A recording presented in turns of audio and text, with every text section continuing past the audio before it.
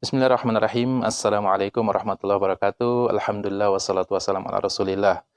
Eh, Idul Adha adalah hari raya Islam yang tanggal 10 jatuh atau setiap tahun dilaksanakan pada tanggal 10 bulan Zulhijjah.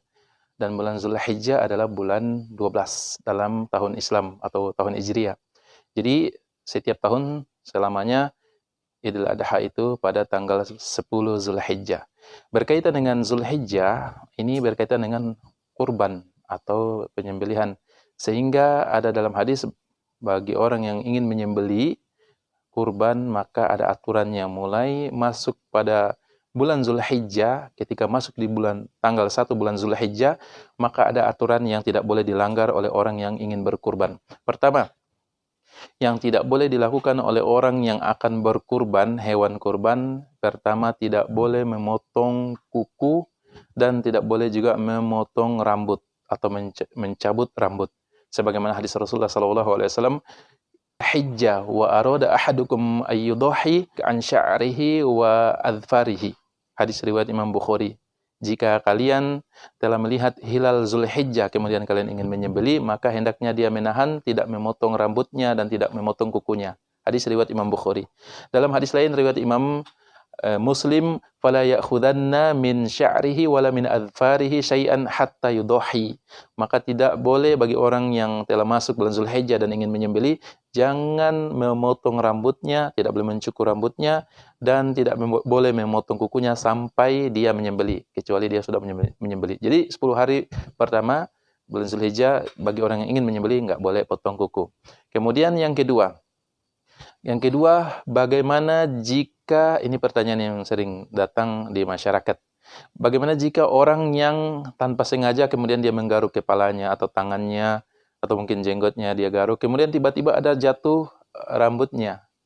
Apa hukumnya? Jadi di sini sesuatu yang tidak disengaja maka tidak mengapa. Karena dia hukumnya menggaruk dan ternyata ada jatuh rambutnya maka tidak mengapa.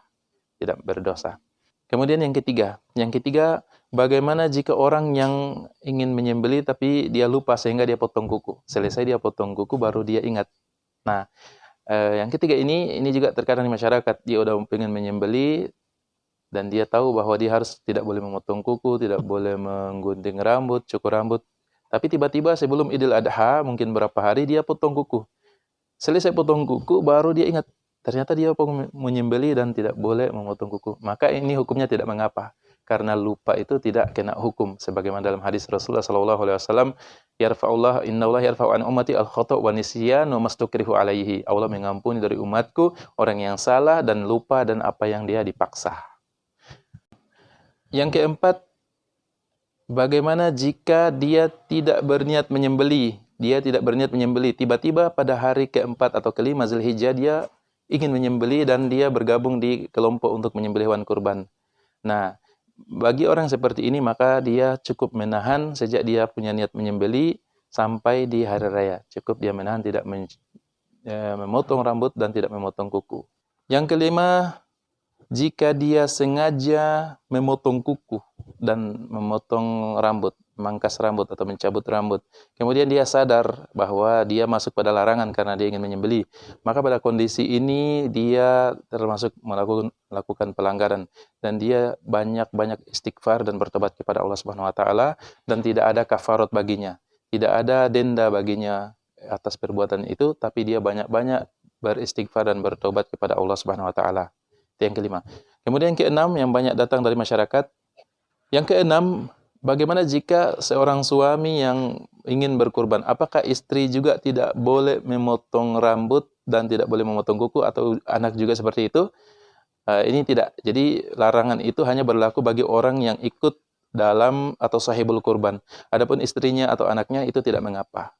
Begitu juga sebaliknya, jika istrinya yang masuk dalam kelompok untuk menyembelih hewan kurban, cuma istrinya dan suaminya tidak, maka suaminya tidak mengapa memotong kuku atau rambut. Begitu juga dengan anak-anak.